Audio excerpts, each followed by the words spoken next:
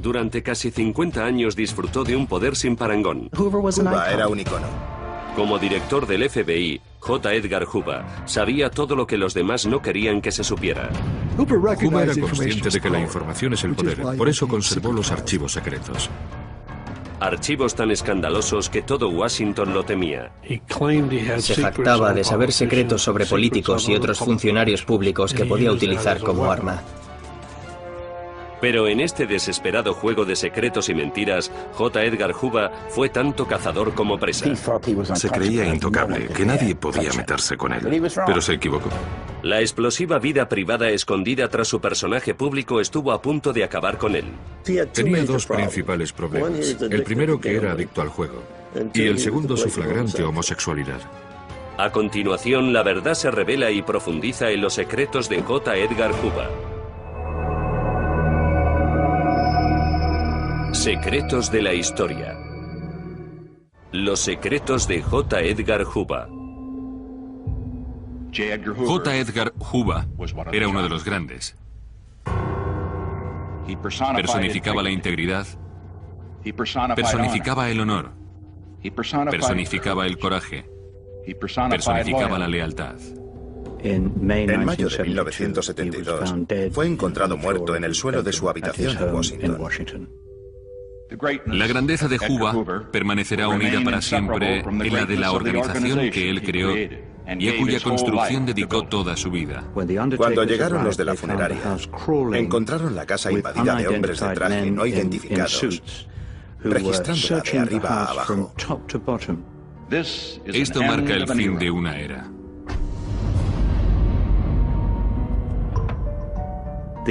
Al gobierno le aterrorizaban los posibles secretos que Hoover conservara sobre ellos.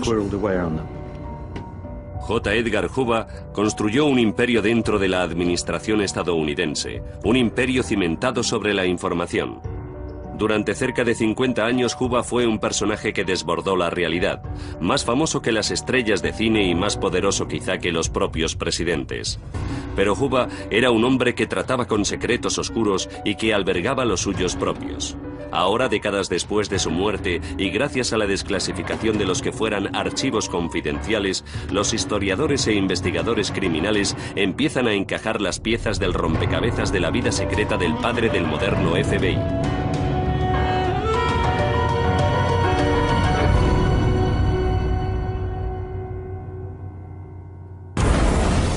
En la década de los 20 y los 30, la nación vivía azotada por oleadas de crímenes. La Gran Depresión propició la aparición de bandas asesinas de extravagantes pero implacables gángsters, como John Dillinger.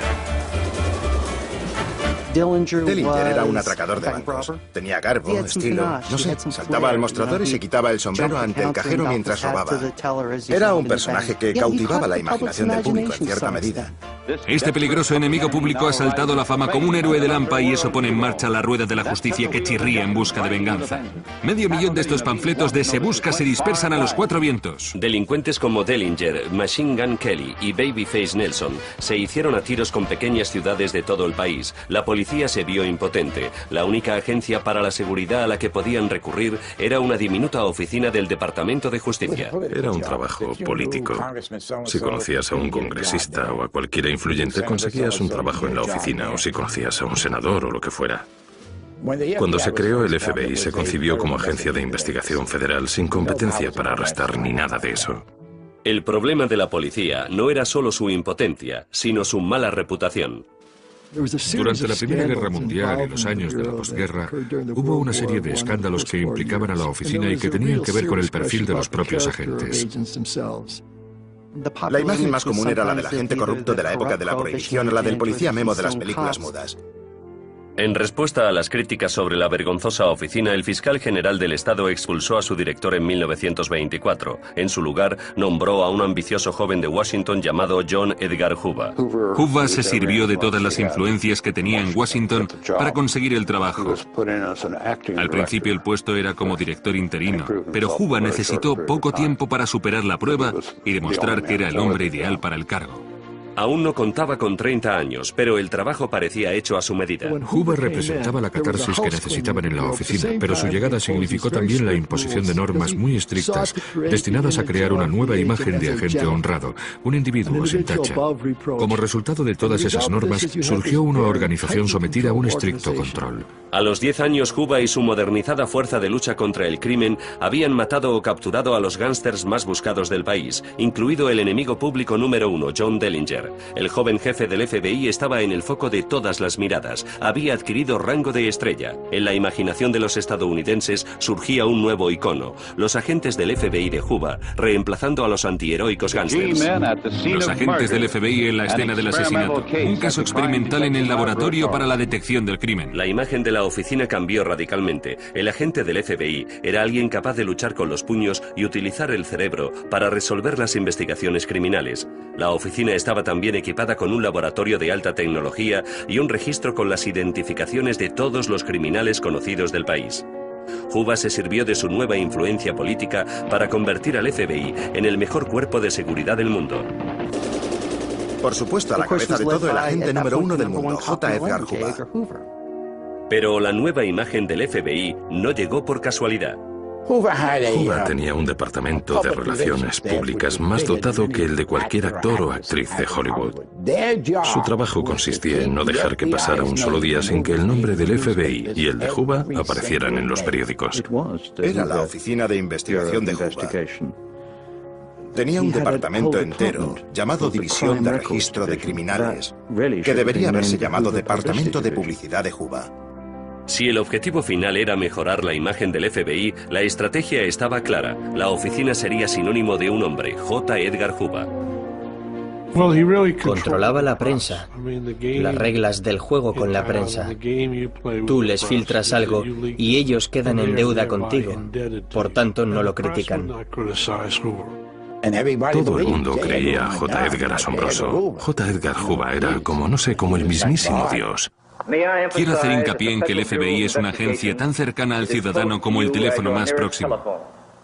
Pertenece a los ciudadanos y busca su protección en todos los asuntos de su competencia. Nada más empezar en el FBI, cuando asumió el cargo hizo un buen trabajo. Lo convirtió en una agencia eficaz, respetada por todo el mundo. Seguramente la convirtió en uno de los mejores cuerpos de seguridad existentes. Pero ya por entonces, ni yo ni nadie en Estados Unidos conocíamos las actividades extraoficiales en las que participaba. Algunas de estas actividades comenzaron cuando Estados Unidos se enroló en la Segunda Guerra Mundial. El presidente Roosevelt autorizó al FBI de Juba para la colaboración de escuchas y vigilancia electrónica en los casos en los que se considerara necesario para la seguridad nacional. Eso le dio a Juba licencia para hacer uso a su antojo de la vigilancia, las escuchas y los registros ilegales, lo que el FBI daba en llamar Black Bag Jobs. Podía aprovechar la vigilancia para sus propios intereses, y eso abrió la puerta al abuso generalizado contra las libertades civiles. A la era de la Guerra Fría nos referimos como a la era McCarthy, pero creo que sería más apropiado denominarla Hooverismo en lugar de macarcismo. Los mismos agentes de la oficina decidían quién constituía una amenaza para la seguridad nacional. El resultado fue el seguimiento generalizado de los ciudadanos estadounidenses, pero el alcance de Juba se extendió más allá de la caza de espías y hasta las habitaciones de todo el país. Dirigiendo las competencias de investigación del FBI hacia los adúlteros y los homosexuales, Juba emprendió una cruzada para defender la virtud moral. Era una de las cosas que más le obsesionaban junto al comunismo. Quiso erigirse en la conciencia de la nación. Pero fue una propuesta muy arriesgada para Juba. Él mismo fue objeto de rumores sobre su propia relación con el número 2 del FBI, Clyde Tolson. Durante una época en que la homosexualidad estaba condenada, Juba quiso proyectar una imagen pública moralmente impoluta. En 1937 la oficina empezó a recoger información sobre actividades homosexuales. Por supuesto, Juba era un auténtico homófobo. Quería identificar a todos y cada uno de los homosexuales de Estados Unidos. Para detectar a los homosexuales, Juba autorizó un programa secreto cuyo nombre en clave era Desviados Sexuales. El objetivo de este programa era determinar dentro de los empleados del gobierno federal qué individuos eran homosexuales. La homosexualidad estaba fuera de la jurisdicción del FBI. No era un delito federal, pero Juba alegó que los homosexuales suponían una amenaza para la seguridad nacional. En los 40 y los 50, cuando a Estados Unidos le preocupaba especialmente la posibilidad de la invasión soviética, se creía, y había pruebas que avalaban la hipótesis, que los homosexuales eran más vulnerables al posible chantaje de los soviéticos para hacer lo que fuera. Para Juba, si alguien parecía sospechoso o era vulnerable al chantaje, era responsabilidad del FBI investigarlo. Los avances en las técnicas de vigilancia darían a los agentes de Juba aún más acceso a las vidas privadas de los amigos y enemigos de este, incluidos los propios presidentes a cuyo servicio trabajaban. Bajo la dirección de J. Edgar Hoover, el FBI recogió información de miles de estadounidenses. Los archivos secretos custodiados por Hoover eran la clave para descifrar el secreto de su inmenso poder. Pero permanecían envueltos en misterio. Estos archivos se mantenían en un sistema aparte de los archivos centrales del FBI, bien por su carácter secreto o porque contuviesen información obtenida ilegalmente. Cuando Hoover murió en 1972, su secretaria personal, Helen Gandy, quiso destruir los documentos más sensibles que Hoover había conservado durante décadas. No sabemos cuánto sabría ella sobre la vida privada de Hoover. Fue su secretaria durante unos 40 años y él jamás la llamó Helen. Siempre fue señorita Gandhi. Estuvo con él casi desde el principio y protegía a su director como una fiera. Aquel día, consciente de que los archivos dejaban de ser posesión de Hoover, se le plantearía el complicado dilema de qué hacer con ellos. Nadie sabe cuántos archivos destruyó Gandhi ni qué contenían exactamente, lo cual ha alimentado las peores teorías de conspiración. Lo que pudo rescatarse llevaría a quienes después lo examinaron a concluir que la suciedad en la vida privada de Hoover era tal que parecía una cloaca. Por su parte, el FBI niega que Hoover conservara archivos secretos sobre estadounidenses influyentes con el fin de chantajearlos. Gandhi declaró que eran documentos como correspondencia personal con amigos, cosas de negocios y de ese tipo, que no se trataba de archivos sucios sobre todos y cada uno de los miembros del Congreso o de la élite política de Washington, que era lo que tendía a pensar la gente cuando se hablaba de los archivos secretos de Hoover. Pero los historiadores y los investigadores que han estudiado los registros de la agencia afirman que los archivos de Hoover contenían mucho más de lo que Helen Gandhi admitió. Eran registros no clasificados, es decir, que no estaban indizados ni seriados en el sistema de registro central del FBI y por tanto, en teoría, no existían. Eso permitió al FBI negar rotundamente que el FBI estuviera haciendo lo que en realidad estaba haciendo. Puede que no sepamos todo lo que contenían los archivos secretos de Hoover. Lo que sí sabemos y muy bien es el sistema que los agentes del FBI utilizaban para recabar la información. Bill Turner fue agente del FBI en los 50 con Hoover y recibió entrenamiento para realizar actividades de vigilancia ilegal. En 1958 me seleccionaron para ir a la escuela de sonido del FBI. La escuela de sonido era ilegal.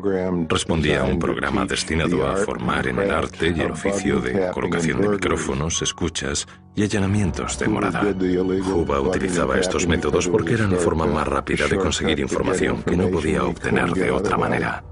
Turner participó en los llamados Black Bag Jobs. Me acuerdo de una tarde, por ejemplo, que fuimos a la casa del secretario del Partido Comunista de Estados Unidos. Cuando él estaba trabajando, cogimos una cámara para documentos y fotografiamos la lista de miembros del partido. Por supuesto, no podíamos utilizarlo en un tribunal de justicia porque lo habíamos obtenido ilegalmente, pero nos servía para señalarnos con precisión quiénes eran los afiliados. Con el tiempo se impone una cultura de impunidad en la oficina que encaja con la actitud. Si puedes hacerlo sin que te pillen, hazlo. Hoover se escapó porque nadie sabía de ello. Nadie sabía de ello porque las pruebas se guardaban en los archivos secretos de Hoover. Theoharis ha apelado a la ley de la libertad de información para acceder a más de 17.000 páginas de archivos que no se destruyeron después de la muerte de Hoover y que presentan una fascinante imagen del director. Los archivos de Juba nos presentan al director del FBI como un refinado burócrata que entendía perfectamente cómo funcionaba el poder. Nos cuentan también que al tiempo que proyectaba una imagen de hombre deferente, casi servil, en algunos casos con los presidentes, era en realidad un hombre que solo se molestaba por él, que servía a sus propios intereses.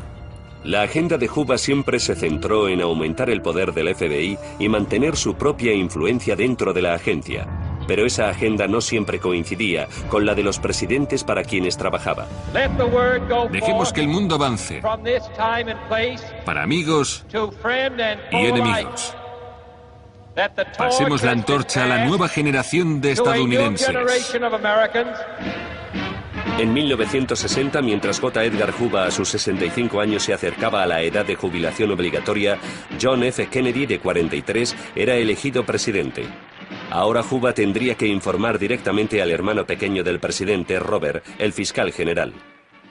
Robert Kennedy quería ejercer su autoridad sobre el director del FBI, una autoridad que nadie había ejercido desde los 40. Hoover estaba acostumbrado a ser su propio jefe, y de repente aparece este mequetrefe que no hacía más que ejercer su derecho como fiscal general. Dadas las circunstancias, la relación entre Robert Kennedy y J. Edgar Hoover no podía ser más que tensa. Hoover llevaba 35 años dirigiendo el FBI, pero de repente su futuro se presenta incierto. Corrían rumores de que los Kennedy querían destituirlo. Pero no podían echarlo, porque Hoover conocía los secretos de los Kennedy. Cuando llegó a sus oídos que trataban de destituirlo como director del FBI, simplemente se presentó a JFK, el presidente de los Estados Unidos, en su despacho y le dijo: «Si me haces esto, mira lo que voy a decir de ti». Hoover tenía mucho que decir de Kennedy, mucha información que el FBI había acumulado con los años de vigilancia del político mujeriego. Los romances de John F. Kennedy no le podían resultar muy beneficiosos, ni desde el punto de vista moral privado, ni, más importante aún, desde el punto de vista de la seguridad. Era algo que podía haber puesto en un compromiso al presidente. Hoover se centró en un romance que Kennedy mantuvo en 1942 cuando servía en la Armada. La mujer era una periodista del corazón llamada Inga Arvad. El interés del FBI en Arvad se explicaba porque supuestamente era una espía alemana, pero se trataba de una suposición mucho más allá de lo razonable. Decidieron seguirla y como resultado de las escuchas obtuvieron una conversación entre Arvad y John Kennedy, mantenida en Charleston, Carolina del Sur. Basándose en esa conversación, el FBI puso micrófonos por toda la habitación del hotel que Kennedy y Arvad utilizaban para sus encuentros. En 1960, la investigación Arvad adquirió una nueva dimensión, cuando Kennedy fue nombrado candidato demócrata a la presidencia. Hoover transfirió la carpeta de Arvad a su archivo oficial y confidencial. Así que había una investigación previa que parecía carecer de toda relevancia, que por circunstancias de la vida cobra un valor importantísimo. No solo conocían la información, sino que tenían la cinta en la que habían grabado sus encuentros. Kennedy se pasó toda su legislatura tratando de recuperar esas cintas. El traicionero tira y afloja entre el joven político y el veterano director del FBI prosiguió durante todo el período de presidencia de Kennedy. Hoover también tenía información sobre el romance de Kennedy con Judith Campbell Exner, la novia de un conocido mafioso de Chicago. El FBI tenía conversaciones grabadas de Sam Giancana, toda una personalidad del crimen organizado. A raíz de eso, el FBI interceptó una serie de llamadas de Judith Campbell Exner a la Casa Blanca. Hoover pasó al despacho de Bobby y le entregó el informe en el que constaba que desde ese número se había estado llamando a la Casa Blanca y conectado con el presidente. Dejó el informe y se fue. El 22 de marzo de 1962, Hoover se reunió con el presidente para informarle sobre el oscuro entorno de Judith Campbell Exner. Algunos creen que Hoover quería chantajear al presidente, pero según el FBI, pretendía simplemente advertir a Kennedy de la amenaza potencial que podía suponer Judith para la seguridad nacional. No me imagino a Hoover atreviéndose a chantajear al presidente. No sé, ¿cómo va a llegar ahí y decirle: señor presidente, sé todas estas cosas comprometedoras sobre usted, y si no hace lo que digo, las haré públicas? No me cabe en la cabeza. Hoover se había creado una reputación de fiera implacable, que no dudaba en destruir las vidas ni las carreras de nadie para conseguir sus deseos. Sobre todo, Hoover inspiraba miedo. Juba tenía información sobre todo el mundo, especialmente los políticos. Así era como controlaba a todos.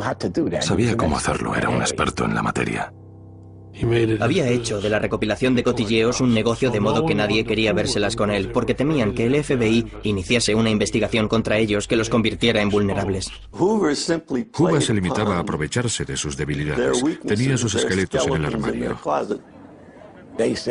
Se decía que tenía un libro negro de todo el mundo. Cuando declaró ante el Congreso, se metió la mano en el bolsillo y sacó un pequeño librito negro y lo dejó caer así sobre la mesa. Y entonces todo el mundo comprobó que podía tener lo que quisiera. Ni el Congreso, ni el Ejecutivo lo llamaron a declarar. Fue él el que alegó tener secretos sobre ciertos políticos. Así se las gastaba. Esa era su arma. No muy distinta de las de cualquier jefe de la mafia, en mi opinión.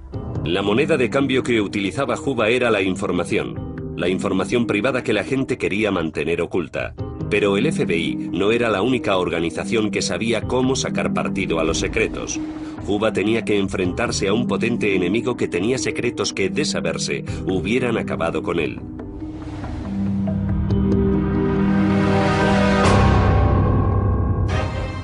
Mientras Juba convertía el FBI en el mejor cuerpo de seguridad del mundo, una violenta organización criminal conquistaba niveles sin precedentes de poder e influencia, la mafia estadounidense. Solo Juba podía haberla parado, pero no lo hizo. Por su bien, era mejor que no fuera en contra de los intereses de determinadas personas. Bill Bonanno es el hijo del jefe criminal de Nueva York, Joseph Bonanno, que dirigió una de las 5 grandes familias de mafiosos durante la época en que Juba dirigía el FBI. Juba estaba a sus anchas, ocupándose de lo suyo, tratando de acumular su propio poder. Resulta muy interesante percatarse de los rumbos paralelos que han seguido su historia y la de nuestro mundo. Él y los mafiosos trataban de acumular poder para administrarlo luego. Dado el perfecto conocimiento de Juba sobre el poder, sabía que sería muy complicado desmontar una red criminal tan evolucionada como la de la mafia. Pero también era consciente de que existía un enorme mundo de corrupción relacionado con el crimen organizado. Sabía exactamente lo que estaba pasando y no quería exponer a sus agentes a ello. La amenaza de la corrupción fue solo una de las razones por las que Juba hizo la vista gorda ante el inmenso imperio criminal que se expandía por toda la nación. El juego es un mal horrible. Corrompe a nuestros jóvenes y destroza la vida de los adultos, además de constituir el trampolín por el que se salta a otro tipo de delincuencia, como la malversación de fondos, el robo e incluso el asesinato. En los discursos públicos, Juba era intransigente con el juego, pero puede ser que su afición privada al juego lo vinculara a los mismos jefes del crimen organizado que debía haber encarcelado. En las carreras de caballos del legendario hipódromo de Pimlico, a las afueras de Baltimore, los 11 caballos de 3 años se preparan para la segunda carrera de la Triple Corona. 30.000 aficionados se han congregado para ver la 78ª edición, entre ellos el director del FBI, J. Edgar Hoover y Clay Tolson. Las carreras de caballos eran la gallina de los huevos de oro para mafiosos como Frank Costello o Meyer Lansky, que tenían dominado el mercado de las apuestas ilegales. Ahí van en busca de fama y fortuna. A finales de los 30 y después en los 40 y los 50 se acuñó el término deporte de reyes para las carreras de caballos en Estados Unidos. La gente de mi entorno, a los que algunos se refieren como la mafia, desarrolló un sistema llamado el cable. Se trataba de un método para que toda la gente del país pudiera apostar en las carreras de caballos. A J. Edgar Hoover le gustaban las carreras de caballos, le encantaban, iba siempre que podía.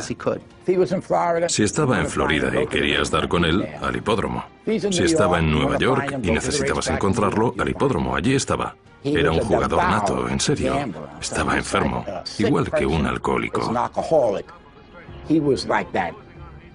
Juba no escondía su afición a las apuestas, pero insistía en que nunca se había jugado más de $2 por carrera. El favorito está ganando terreno. No creo que Juba apostara $2 jamás en su vida, aparte de para que le hicieran la foto. Iba a la ventanilla de $2 y apostaba. Se giraba y regalaba una sonrisita a la cámara. Bill Bonanno recuerda haber visto a Juba en la pista con Tolson. Juba tenía un problema, era adicto al juego. Lejos de las cámaras, Juba apostaba cantidades mucho más abultadas en las carreras. Los propios agentes del FBI sospechaban que la afición al juego vinculaba a Juba con personalidades del crimen organizado como Frank Costello. A los agentes del FBI nos consta una prueba anecdótica de una vez en que Hoover se reunió con Costello en un banco de Central Park y que Costello le dijo las carreras que estaban amañadas. Luego Hoover hizo que una serie de agentes apostaran por él en el mostrador mientras a él le sacaban la foto en la ventanilla de los $2, pero él sabía por Costello qué caballos iban a ganar. El señor Hoover se aprovechaba de la ventaja de apostar en carreras cuyo resultado se conoce de antemano. No sabía si iba a ganar, pero sabía que recaudaría algo. Esto estuvo ocurriendo así durante años. Por mirar sus propios intereses en las carreras, le hacía la vista gorda a la mafia. Hay un hecho que da credibilidad a la teoría de que Hoover ignoró intencionadamente la amenaza de la mafia. Durante décadas, mientras el poder de la mafia crecía sin límites, Hoover se negó a reconocer siquiera que existiera el crimen organizado a escala nacional. Nada más entrar en el FBI ya sabía que no estábamos haciendo nada contra el crimen organizado. El argumento principal esgrimido por Hoover era que luchar contra la mafia no era competencia del FBI. Costello no era el único dispuesto a ganarse el favor de Hoover a cambio de llenarse los bolsillos. Uno de los mejores amigos de Hoover era el socio de la mafia Clint Murchison, un magnate del petróleo y propietario del Hotel del Charro, cerca del hipódromo de Carolina del Sur. Murchison trató de camelarse a Hoover en los últimos años de los 40. Así, año tras año, Hoover estuvo pasando largas temporadas veraniegas en el complejo turístico del Charro, que Murchison abrió en California,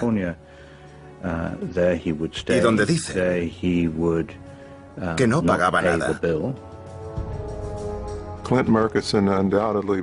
Clint Murchison creía, sin duda, que gozaba de la protección de Hoover. Hoover pasaba vacaciones gratis en Del Charro, y así Murchison podía saltarse la ley a la torera. Para tener contento al señor Hoover, supongo que Murchison lo haría partícipe de acuerdos, no sé, en los pozos petrolíferos de Oklahoma, de Texas, sobre todo en Texas. Y si el pozo salía bien, Hoover conseguía su parte del pastel. Si el pozo no salía, tampoco perdía nada realmente. Tenía muchas acciones en petróleo que nunca pudo justificar satisfactoriamente. En esas esferas tan altas del FBI debió de haber mucho trapicheo. Esencialmente, un grupo de altos cargos del FBI que, al tiempo que se ayudaban a sí mismos, se llenaban los bolsillos con bienes y servicios obtenidos de forma privada o con fondos del contribuyente. John Dowd estuvo a cargo de una investigación contra la corrupción en el FBI en la época de mandato de Hoover. El comportamiento personal del propio Hoover era asombroso. Es que no pagaba ni una comida. Todos los años cambiaba los muebles de toda la casa a costa del contribuyente. Eso iba más allá de la corrupción. Era un completo fraude y, como tal, un delito contra el pueblo de Estados Unidos, contra los contribuyentes. Hoover es la personificación del dicho "el poder corrompe". Si robas un poco y nadie se entera en un tiempo, luego robas más y más, porque ves que puedes hacerlo impunemente, y lo haces. Los engaños, el fraude, el juego, el J. Edgar Hoover que muy pocos estadounidenses conocerían en vida. Pero seguramente Hoover tuvo que hacer apuestas mucho más arriesgadas cuando su reservada vida privada puso en juego toda su reputación. Arreglando las carreras para él y velando por Hoover en los hipódromos, la mafia sabía algo sobre Hoover, pero casi con toda seguridad que eso no era lo único que sabían de él.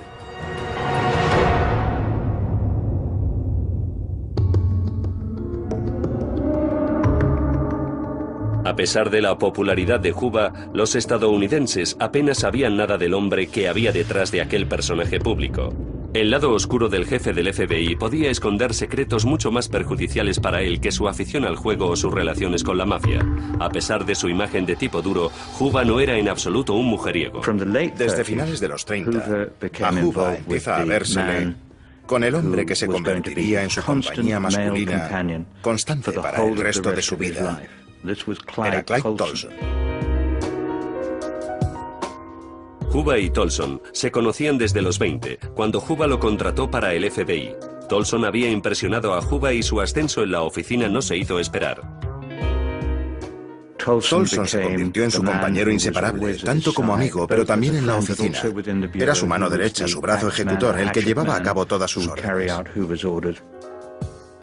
Hasta la muerte de Huba, ambos fueron juntos al trabajo la mayoría de los días. También se les veía prácticamente a diario en el Hotel Mayflower del centro de Washington, donde iban a comer. Siempre se sentaban de espaldas a la pared para poder ver si alguien se acercaba a sacarles una foto. Huber y Tolson también se iban siempre juntos de vacaciones, a California o a Florida por lo general. Viajes en los que ambos amigos disfrutaban haciéndose miles de fotos. Se fotografiaban el uno al otro. Huba más a Tolson. Hay fotos de Tolson durmiendo. Y los amigos no suelen ir por ahí sacando fotos de sus amigos durmiendo. Cuando nos preguntaban como gentes en algún cóctel o algo, no sé, cuando nos planteaban la hipótesis de que nuestro jefe fuera homosexual, como se decía por entonces, nuestra respuesta oficial era que se trataba de una relación poco saludable. Eran dos solteros que nunca se habían casado y que se pasaban todo el tiempo juntos. ¿Si eran homosexuales? Pues la verdad, no hay modo de saberlo. No. A menos que hubiera habido testigos de su relación. Huba se tomó muchas molestias por mantener su privacidad, pero también corrió algunos riesgos. Riesgos como las muchas noches que pasó en el famoso Club Stork de Nueva York. Me acuerdo de estar en el Club Stork de Nueva York, que era el punto de reunión de todo el mundo, de todo el que era alguien. En el Club Stork, uno podía estar sentado al lado de los personajes más glamurosos del momento.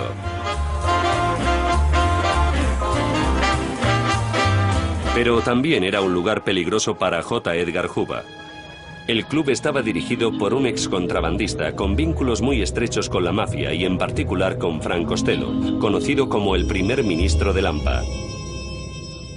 El mismo mafioso que supuestamente se encargaba de las apuestas de Hoover fuera del hipódromo. Hoover y Tolson podrían haberse expuesto al riesgo de ser espiados mientras estaban en el Stork. Corre por ahí la interpretación de que, como los dueños de estos sitios eran los mafiosos, eran lugares donde se podía recabar mucha información. En mi opinión, sin embargo, no hay duda de que es muy... Ahora se sabe que el Club Stork tenía ventanas de espejo en los baños que permitían espiar a la gente en el aseo y que algunas mesas tenían micrófonos ocultos que grababan las conversaciones. El Club Stork era particularmente peligroso por la implicación de la mafia y por la vulnerabilidad de Hoover en cuanto a su homosexualidad. Hoover y Tolson quizá bajaran la guardia en este club. Varios clientes confirman haber visto algo extraño una noche vieja. Supuestamente Hoover y Tolson estaban cogidos de la mano. Es la única vez que me conste que alguien ha dicho haberlos visto en esta actitud en público. Pero una breve distracción no era suficiente para conseguir el poder que la mafia necesitaba sobre Hoover. Varias fuentes relacionadas con la mafia cuentan que los gángsters hablaban de que tenían algo sobre Hoover. 2 o 3 de ellos decían haber visto las pruebas de que Hoover era homosexual. Las pruebas eran unas cuantas fotografías. Si existían o no, puede que nunca se sepa con seguridad. Aún así, adquirieron categoría de leyenda. La persona que controlaba las fotografías era Lansky. No sé dónde las tendría ni de dónde las habría sacado, pero era el que las controlaba. Tenían fotos suyas en actitud comprometida con otro hombre. A mí me consta que Lansky tenía 3 o 4 de esas fotos. El investigador criminal Galinaro dice haber visto una de las fotografías durante su investigación contra el socio de la mafia, Louis Rosenthal, en los años 70. El informático me enseñó una. Pude identificar a Juba, pero el otro hombre no sé quién era. Sé que mucha gente dirá que las fotos pueden trucarse, que hoy hay medios para hacer miles de cosas, pero bueno, a mí que no soy un experto en fotografía, me parecieron auténticas. Pero existen declaraciones alarmantes, testimonios que, de ser ciertos, revelarían la propia insensatez de Juba. Supuestamente el amigo de Juba, Louis Rosenthal, invitó a su mujer Susan a presenciar una orgía. Ella misma le contó al biógrafo de Juba, Anthony Summers, lo que ocurrió después. Subieron a una suite del Hotel Plaza de Nueva York. Entre los presentes había un hombre disfrazado de mujer, con un vestido de plumas con volantes, y medias de encaje y tacones que ella reconoció como J. Edgar Hoover.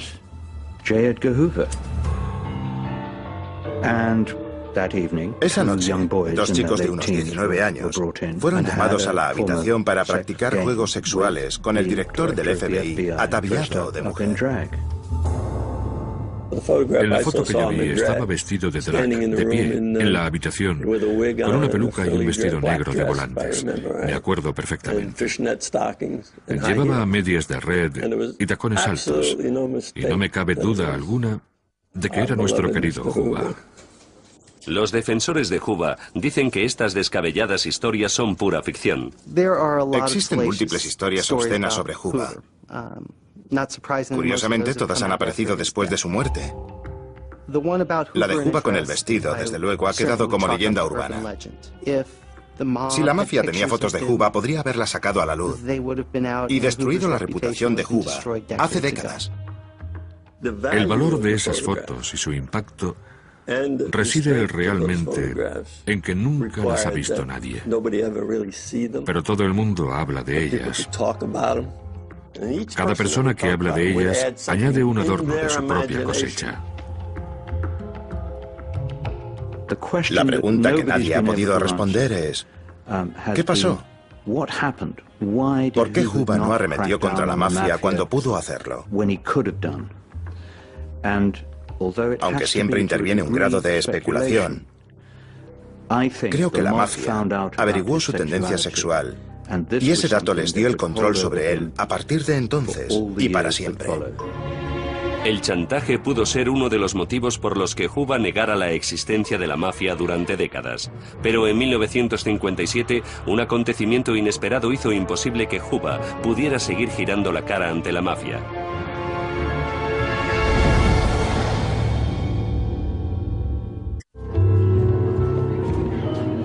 En los 50, la mafia había conquistado grandes cuotas de poder en Estados Unidos.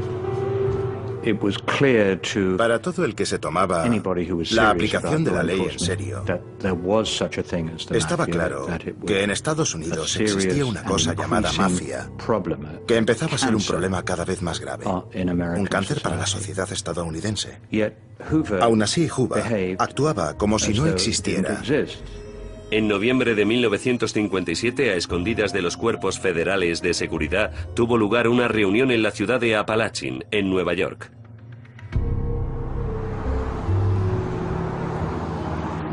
Los cabecillas de las familias de la mafia de todo el país se reunieron en casa de Joseph Barbera. Un agente de la policía local percibió un movimiento inusual de coches en un pequeño camino que llevaba a una residencia privada. Empezó entonces a apuntar los números de las matrículas. Cuando los participantes de la reunión se dieron cuenta de que habían levantado las sospechas de la policía, muchos de ellos escaparon.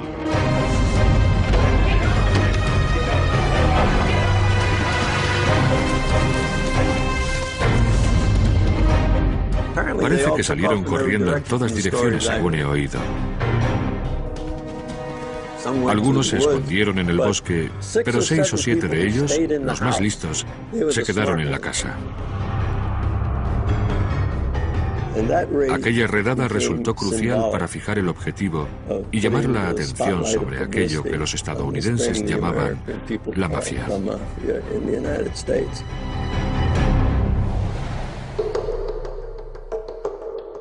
Juba, como todos los demás, supo de aquella reunión a la mañana siguiente por la prensa.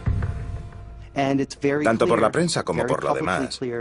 Era claro y manifiesto que había una organización a escala nacional. Vamos, que aquellos tipos no se habían reunido a tomar unas cervezas ni para hacer una barbacoa. Juba no pudo seguir negando la existencia del crimen organizado después del bombo publicitario que se le dio a la reunión de Apalachin. He hablado con mucha gente de eso. Parece que todo el mundo sabía de la existencia del crimen organizado, menos el FBI. Con lo cual, algo raro tenía que pasarle al FBI. 1957 fue el año en que J. Edgar Hoover tuvo que sentarse en aquel suntuoso despacho suyo y decir, ¿y qué narices hago ahora? En respuesta a Apalachin, Juba instaura el programa contra las altas esferas de la mafia que requería que cada uno de los agentes regionales del FBI hiciera una lista con los 10 gángsters más buscados. Era algo bastante ridículo porque en San José, California, no había nadie implicado, mientras que en Chicago habría unas 200 personas, en Nueva York unas 1000. Así que era más bien una medida para cubrir el expediente, pero que no iba a ninguna parte. Nunca lograron nada. Creo que después de Apalachin, la gente empezó a darse cuenta de que Juba no era tan bueno como parecía. Por eso, a finales de los 50 y principios de los 60, la desesperación empieza a adueñarse de todo. Temido por sus feroces tácticas, asediado por los rumores y las críticas por su incapacidad para combatir el crimen organizado, Juba protagoniza la batalla de su vida. Juba se había convertido en un habitual, una figura aparentemente inamovible de la escena pública a finales de los 50, pero se produjeron ciertos temblores que demostraron que quizás su anclaje no era tan sólido. A finales de los 60, a Juba se le empieza a escapar el poder de las manos, al tiempo que las historias sobre sus actividades de vigilancia ilegal saltan a la prensa. Yo, Richard Milhouse Nixon, juro solemnemente que cumpliré fielmente con mi función de presidente de los Estados Unidos con la ayuda de Dios. Juba necesitaba un amigo en la Casa Blanca y creyó que había llegado con la elección de Richard Nixon, un antiguo aliado anticomunista de los 50. Pero el nuevo presidente se demostraría demasiado anárquico y falto de escrúpulos incluso para Juba. A medida que avanzaba la legislatura, aumentaba la presión sobre Juba para hacer más, cosas más infames, que pusiera más micrófonos, más vigilancia ilegal. Juba previó los problemas que todo eso traería consigo, y para salvarse las espaldas trató de distanciarse de la presidencia. Nixon quería que Juba siguiera practicando el tipo de vigilancia ilegal sobre la que había construido su carrera. Nixon no podía creerse que Juba no hiciera para él lo que sí hacía para sí mismo. Así que surgió el debate dentro de la Casa Blanca de Nixon en cuanto a si Juba era demasiado cuidadoso y si el FBI no estaba llevando a cabo el tipo de investigaciones que la administración quería. La gente del círculo de Nixon terminó por convencerlo de que había llegado el momento de plantearle a Juba su retirada como director del FBI. Desde la perspectiva de la Casa Blanca, Juba había dejado de ser un activo. Después de 46 años, quizá había llegado la hora de irse. Juba fue invitado a desayunar con el presidente y la gente del Departamento de Justicia. Todos allí sentados esperaban el momento del anuncio oficial de la Casa Blanca. Pero el anuncio no llegó. Sencillamente porque Nixon, que nunca tuvo mucha iniciativa para echar a la gente, no se atrevió a hacerlo. Por mi experiencia personal puedo decir que es un hombre que nunca ha servido al partido, sino al país y merece que se le reconozca por eso.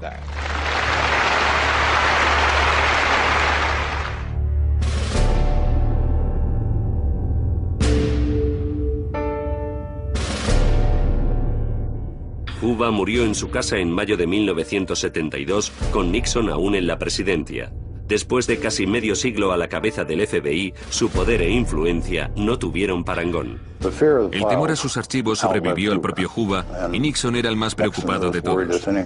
Parte de todo ese material secreto aún no se ha desclasificado. Lo que llaman los 3 cajones llenos de cáncer, que es el material con el que sometían a chantaje a un gran número de personas. La gente se acuerda perfectamente del icónico Juba de los 30 y los 40. El tipo más duro de la banda. El espía entre los espías.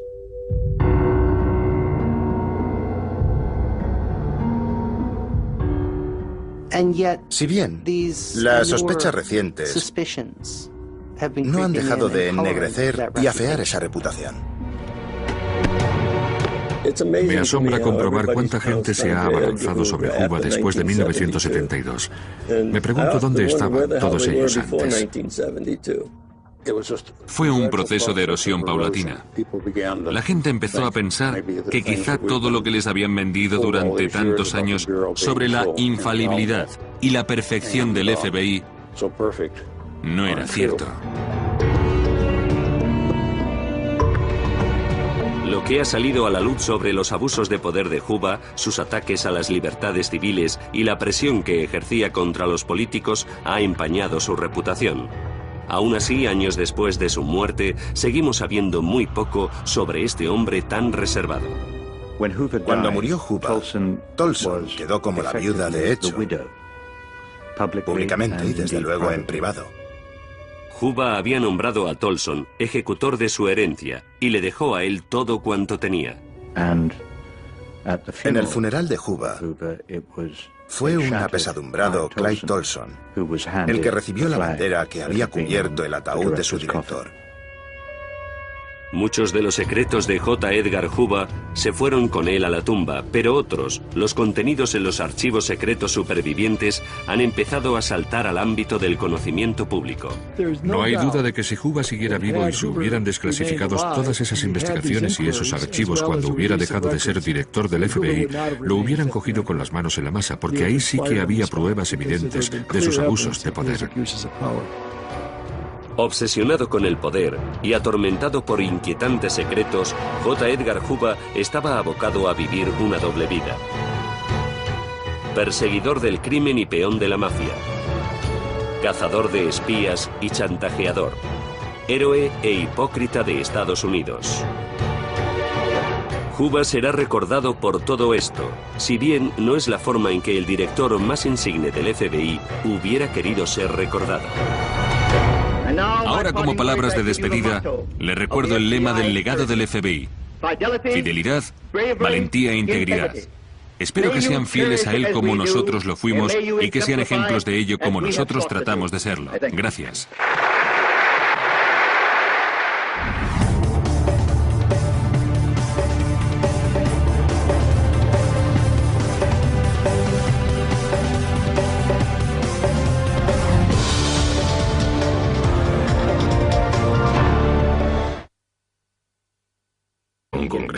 O a cualquiera influyente, conseguías un trabajo en la oficina, o si conocías a un senador o lo que fuera. Cuando se creó el FBI se concibió como agencia de investigación federal sin competencia para arrestar ni nada de eso. El problema de la policía no era solo su impotencia, sino su mala reputación. Durante la Primera Guerra Mundial y los años de la posguerra, hubo una serie de escándalos que implicaban a la oficina y que tenían que ver con el perfil de los propios agentes. La imagen más común era la del agente corrupto de la época de la prohibición o la del policía memo de las películas mudas. En respuesta a las críticas sobre la vergonzosa oficina, el fiscal general del Estado expulsó a su director en 1924. En su lugar, nombró a un ambicioso joven de Washington llamado John Edgar Hoover. Hoover se sirvió de todas las influencias que tenía en Washington para conseguir el trabajo. Al principio el puesto era como director interino, pero Hoover necesitó poco tiempo para superar la prueba y demostrar que era el hombre ideal para el cargo.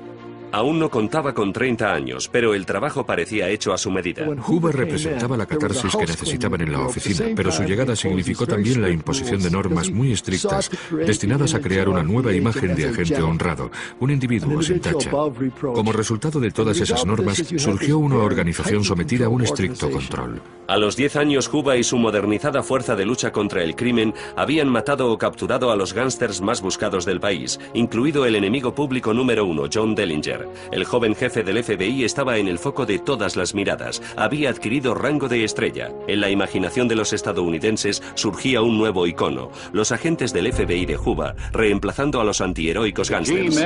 Los agentes del FBI en la escena del asesinato. Un caso experimental en el laboratorio para la detección del crimen. La imagen de la oficina cambió radicalmente. El agente del FBI era alguien capaz de luchar con los puños y utilizar el cerebro para resolver las investigaciones criminales. La oficina estaba también también equipada con un laboratorio de alta tecnología y un registro con las identificaciones de todos los criminales conocidos del país. Juba se sirvió de su nueva influencia política para convertir al FBI en el mejor cuerpo de seguridad del mundo. Por supuesto, a la cabeza de todo el agente número 1 del mundo, J. Edgar Hoover. Pero la nueva imagen del FBI no llegó por casualidad. Hoover tenía un departamento de relaciones públicas más dotado que el de cualquier actor o actriz de Hollywood. Su trabajo consistía en no dejar que pasara un solo día sin que el nombre del FBI y el de Hoover aparecieran en los periódicos. Era la oficina de investigación de Hoover. Tenía un departamento entero llamado División de Registro de Criminales, que debería haberse llamado Departamento de Publicidad de Hoover. Si el objetivo final era mejorar la imagen del FBI, la estrategia estaba clara. La oficina sería sinónimo de un hombre, J. Edgar Hoover. Controlaba la prensa, las reglas del juego con la prensa. Tú les filtras algo y ellos quedan en deuda contigo. Por tanto, no lo critican. Todo el mundo creía a J. Edgar asombroso. J. Edgar Hoover era como, no sé, como el mismísimo Dios. Quiero hacer hincapié en que el FBI es una agencia tan cercana al ciudadano como el teléfono más próximo. Pertenece a los ciudadanos y busca su protección en todos los asuntos de su competencia. Nada más empezar en el FBI, cuando asumió el cargo hizo un buen trabajo. Lo convirtió en una agencia eficaz, respetada por todo el mundo. Seguramente la convirtió en uno de los mejores cuerpos de seguridad existentes. Pero ya por entonces, ni yo ni nadie en Estados Unidos conocíamos las actividades extraoficiales en las que participaba. Algunas de estas actividades comenzaron cuando Estados Unidos se enroló en la Segunda Guerra Mundial.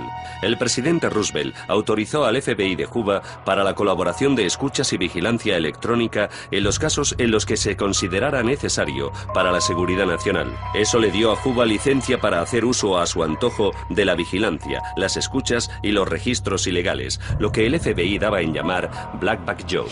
Podía aprovechar la vigilancia para sus propios intereses, y eso abrió la puerta al abuso generalizado contra las libertades civiles.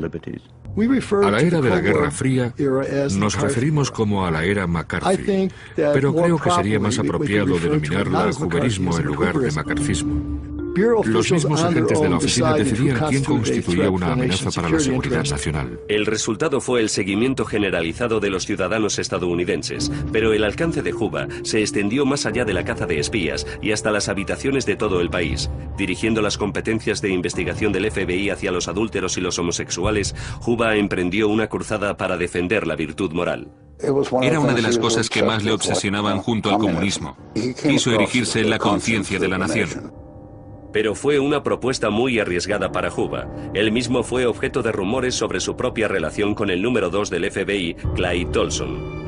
Durante una época en que la homosexualidad estaba condenada, Hoover quiso proyectar una imagen pública moralmente impoluta. En 1937 la oficina empezó a recoger información sobre actividades homosexuales. Por supuesto, Hoover era un auténtico homófobo. Quería identificar a todos y cada uno de los homosexuales de Estados Unidos. Para detectar a los homosexuales, Hoover autorizó un programa secreto cuyo nombre en clave era Desviados. Al gobierno le aterrorizaban los posibles secretos que Hoover conservara sobre ellos. J. Edgar Hoover construyó un imperio dentro de la administración estadounidense, un imperio cimentado sobre la información. Durante cerca de 50 años, Hoover fue un personaje que desbordó la realidad, más famoso que las estrellas de cine y más poderoso quizá que los propios presidentes. Pero Hoover era un hombre que trataba con secretos oscuros y que albergaba los suyos propios. Ahora, décadas después de su muerte, y gracias a la desclasificación de los que fueran archivos confidenciales, los historiadores e investigadores criminales empiezan a encajar las piezas del rompecabezas de la vida secreta del padre del moderno FBI.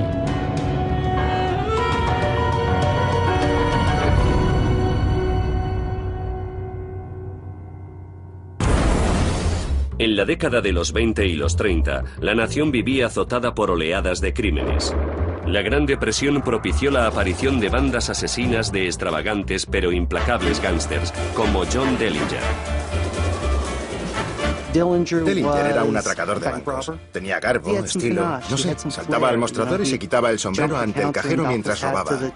Era un personaje que cautivaba la imaginación del público en cierta medida. Este peligroso enemigo público ha saltado la fama como un héroe del hampa y eso pone en marcha la rueda de la justicia que chirría en busca de venganza. 500.000 de estos panfletos de Se busca se dispersan a los 4 vientos. Delincuentes como Dillinger, Machine Gun Kelly y Babyface Nelson se hicieron a tiros con pequeñas ciudades de todo el país. La policía se vio impotente. La única agencia para la seguridad a la que podían recurrir era una diminuta oficina del Departamento de Justicia. Era un trabajo político. Si conocías a... Durante casi 50 años disfrutó de un poder sin parangón. Hoover era un icono. Como director del FBI, J. Edgar Hoover sabía todo lo que los demás no querían que se supiera. Hoover era consciente de que la información es el poder, por eso conservó los archivos secretos. Archivos tan escandalosos que todo Washington lo temía. Se jactaba de saber secretos sobre políticos y otros funcionarios públicos que podía utilizar como arma. Pero en este desesperado juego de secretos y mentiras, J. Edgar Hoover fue tanto cazador como presa. Se creía intocable, que nadie podía meterse con él, pero se equivocó. La explosiva vida privada escondida tras su personaje público estuvo a punto de acabar con él. Tenía 2 principales problemas. El primero, que era adicto al juego, y el segundo, su flagrante homosexualidad. A continuación, la verdad se revela y profundiza en los secretos de J. Edgar Hoover. Secretos de la historia. Los secretos de J. Edgar Hoover. J. Edgar Hoover era uno de los grandes. Personificaba la integridad, personificaba el honor, personificaba el coraje, personificaba la lealtad. En mayo de 1972, fue encontrado muerto en el suelo de su habitación en Washington. La grandeza de Hoover permanecerá unida para siempre en la de la organización que él creó y a cuya construcción dedicó toda su vida. Cuando llegaron los de la funeraria, encontraron la casa invadida de hombres de traje no identificados, registrándola de arriba a abajo. Esto marca el fin de una era.